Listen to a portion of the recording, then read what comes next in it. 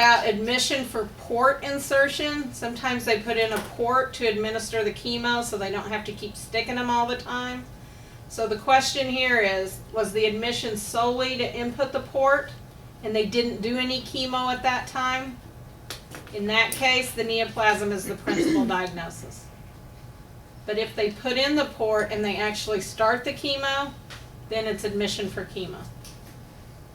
Okay, so port only, neoplasm. Port with chemo, admission for chemo.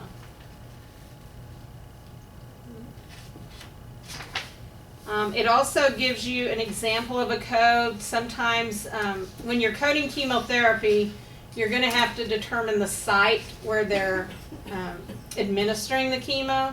So is it a central vein? Is it a peripheral vein? Is it the peritoneal cavity, pleural cavity? Okay, so the example they give you here in that next to the last paragraph, the 3EOM305, that is introduction of an anti-neoplastic into the peritoneal cavity. So all of your chemo is always going to start with that 3EO.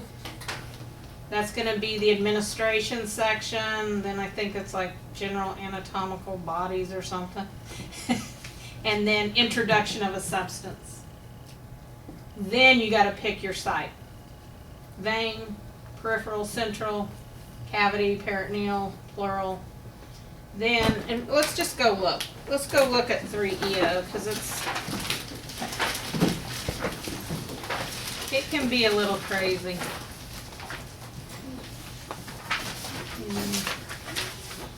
So I'm going to look at 3EO on page, let's look on page 580, 581. I think for the most part, when you see they're giving chemo in a vein, for the most part that's going to be percutaneous. So I would assume that, unless they tell you open. Okay.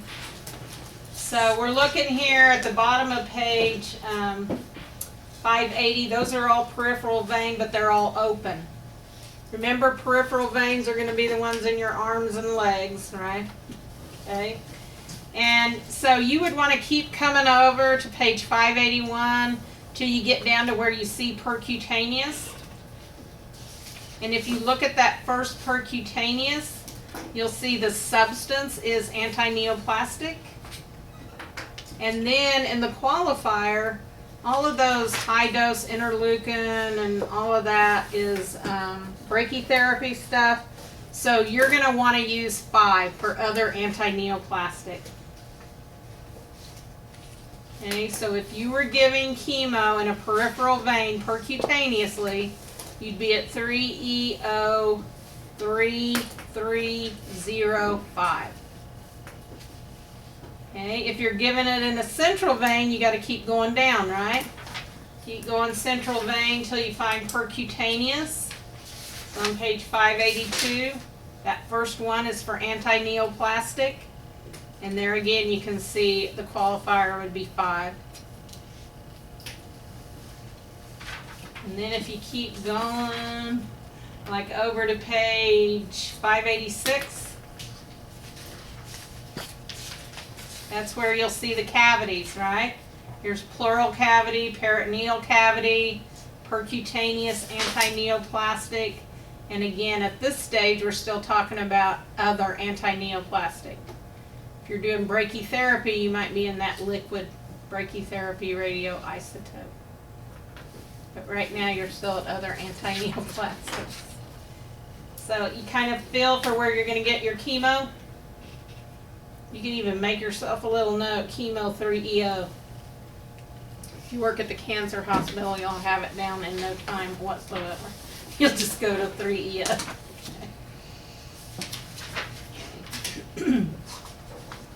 Okay, then it talks about, at the very bottom, it talks about radium implants. That's what you've heard it called seeding or ribbons, where they implant radiation into the actual tumor. So into the prostate, that's a big one that they do, is prostate seeding. Or else sometimes those are on ribbons, so you'll hear them called ribbons. Okay?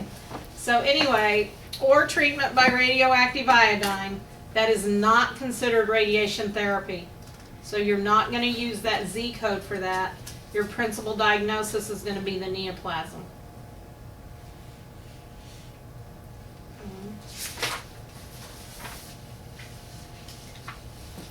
Okay, at the top of page 462, it's telling you that if the admission is to determine, I would say even the presence of the neoplasm or the extent of the neoplasm, to see how much it's spread or if it's metastasized to other sites.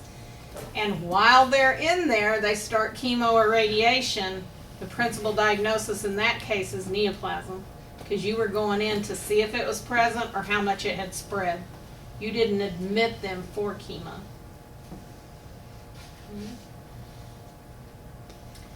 The next paragraph is talking again about current versus personal history of malignant. We've already talked about that. You cannot code history of until it's totally been excised, eradicated, and no longer under treatment. Not chemo, not radiation, not immuno. It's gone. We're done looking at it. Okay.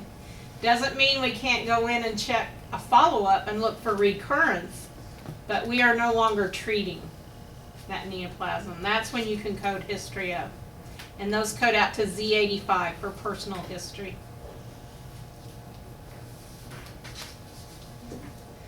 Then the next one is talking about malignant neoplasm in a transplanted organ. Remember talking about that? Your first code is actually going to be a complication of a transplant. That's going to code out somewhere in the T86 range. And then remember I had you go in the neoplasm table and highlight that on the first page of the neoplasm table that says associated with transplanted organ. That's your second code. That's C80.2. And don't forget that you're going to need the third code to tell us the site.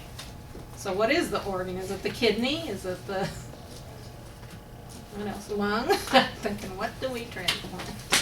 Okay. So 3 codes.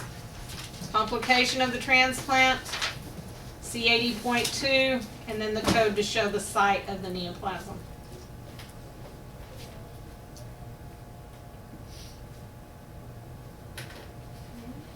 Then for, guess what's going to happen if she's pregnant? Yes, it will reclassify to the OB chapter. Shocking, I know. And that will code out to 09A.1. That will be your first code. And then you'll have an additional code for the neoplasm.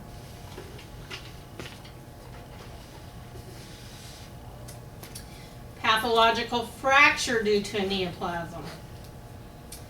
Same thing here. You have to figure out which came first. Were they admitted to the hospital and then had the pathological fracture? If so, the neoplasm is first and then the pathological fracture. But if they were admitted for treatment of the pathological fracture, then it's sequenced first and the neoplasm is a secondary code.